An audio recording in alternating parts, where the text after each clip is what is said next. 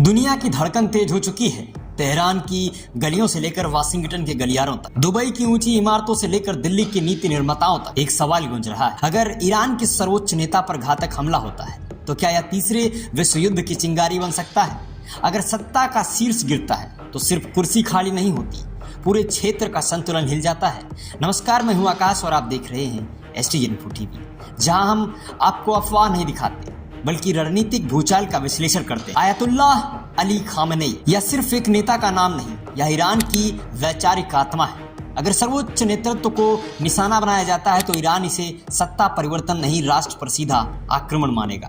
और तब संभावित परिदृश्य जो होंगे, इजराइल पर मिसाइलों की बारिश, अमेरिकी सैन्य ठिकानों पर ड्रोन और रॉकेट, खाड़ी क्षेत्रों में सामरिक अस्थिरता, क्योंकि कतर, बहरीन और यूएई में अमेरिकी उपस्थित। अगर ईरान को लगे कि हमला बाहर से प्रायोजित है तो जवाब भी सीमित नहीं रहेगा। अगर अमेरिकी नेतृत्व कठोर भाषा बोलता है तो यह सिर्फ बयान नहीं होगा, यह शक्ति संतुलन का खुला प्रदर्शन होगा। अमेरिका के लिए यह रणनीतिक बढ़त हो सकती है, ईरान के लिए अस्तित्व की लड़ाई, और जब अस्तित्व दांव पर हो तो राष्ट्र पीछे नहीं हटा कर। तीसरा विश्व युद्ध अचानक नहीं होता, वह धीरे धीरे गठबंधनों से बनता है।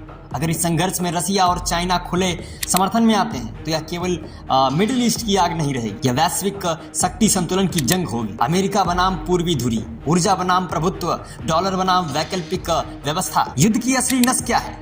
Strait of Hormuz. दुनिया का लगभग 20% तेल यहीं से गुजरता है। अगर यह रास्ता बाधित हुआ तो सिर्फ खाड़ी नहीं, पूरी वैश्विक अर्थव्यवस्था कांपेगी। भारत जैसे देश तेल आयात पर निर्भर है, महंगाई का दबाव होगा, शेयर बाजार में घबराहट, रुपया कमजोर होगा। भारत युद्ध नहीं चाहेगा लेकिन असर से बच भी नहीं पाएगा। अगर ईरान संकट में है, क्या सभी मुस्लिम देश एक साथ खड़े होंगे?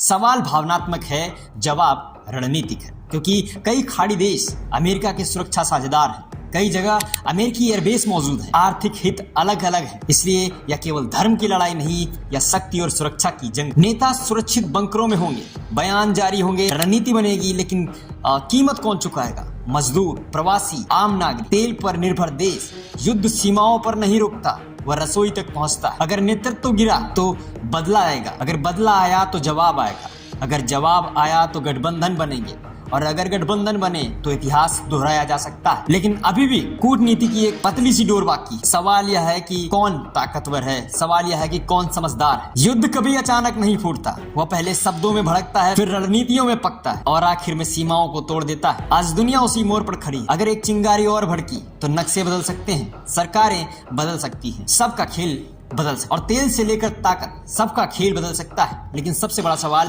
क्या इंसानियत बचेगी? आप बताइए, क्या यह टकराव यहीं थमेगा या दुनिया एक नए वैश्विक संघर्ष की ओर बढ़ रही है? कमेंट में खुलकर लिखिए, क्योंकि आपकी राय सिर्फ राय नहीं, जनमत की आवाज है। वीडियो शेयर कीजिए, चैनल को सब्सक्राइब कीजिए और सच के साथ खड़े रहिए। मैं हूं आकाश, आप देख रहे थे ST इन्फो टीवी, जहां खबर नहीं हकीकत की परतें खुलती हैं। नमस्कार, मिलता हूं अगली वीडियो में, तब तक के लिए जय हिंद, नमस्कार, वंदे मातरम।